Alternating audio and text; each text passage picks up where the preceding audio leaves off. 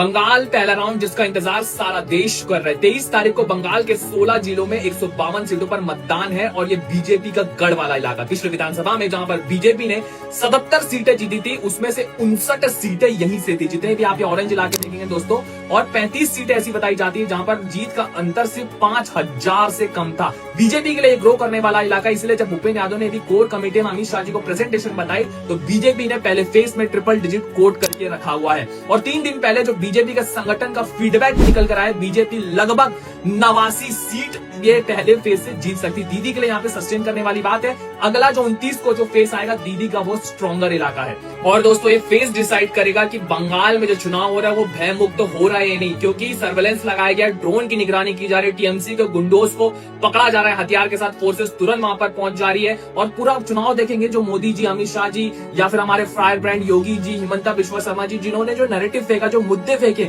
उसका जवाब देते फिरे हैं पूरे टीएमसी वाले। दीदी भी वो अपने अचीवमेंट्स इस बार के चुनाव में गिना ही नहीं पाए हैं। और बांग्लार हिंदूज से भी मैं यही कहूंगा कि ये समय अब जागने का। बांग्लार हिंदूज जेगे उठो, एक कभी जाग पे दीदी की बोलू चाह देखू ना। दीदी की हर एक उस बात को याद रखिए जो सुनने के बाद हिंदू परेशान हुआ है। 1 सेकंड में हिंदू को खत्म करने वाली बात हो या पुराना पिछला पूरा 15 साल हो, उसके पहले सीपीएम था, हिंदू हर बार बैकफुट पर रहा है। चीट फंड घोटाला हो, राशन में घोटाला हो, मवेशी में घोटाला हो, शिक्षा में घोटाला हो, और कानून व्यवस्था तो छोड़ ही दीजिए। लॉ कॉलेज हो, आरजे मेडिकल कॉलेज हो, या फिर ऐसी तमाम चीजें संदेश खाली हो। याद करिए दोस्तों, जब भी आप वोट डालने जाएंगे तो आप सोचिएगा कि आप अपने बच्चों का भविष्य कैसा चाहते हैं बंगाल में। परसों जब आप वोट डालने जाएंगे तो सोचिएगा कि बंगाली अस्मिता और बंगाल का जो गौरव है उसे वापस लेने का समय है। क्योंकि जो बॉर्डर पर आज बांग्लादेशी जितने भी आतंकवादी आज पहुंचकर खड़े हो गए, कत्लेआम हो रहा है, लोग आज बंगाल जाने से डरते हैं भाई। ये सिर्फ आपके हाथ में है। जब परसों 23 तारीख को आप बटन दबाएंगे तो सारी चीजों को रिकॉल करिएगा।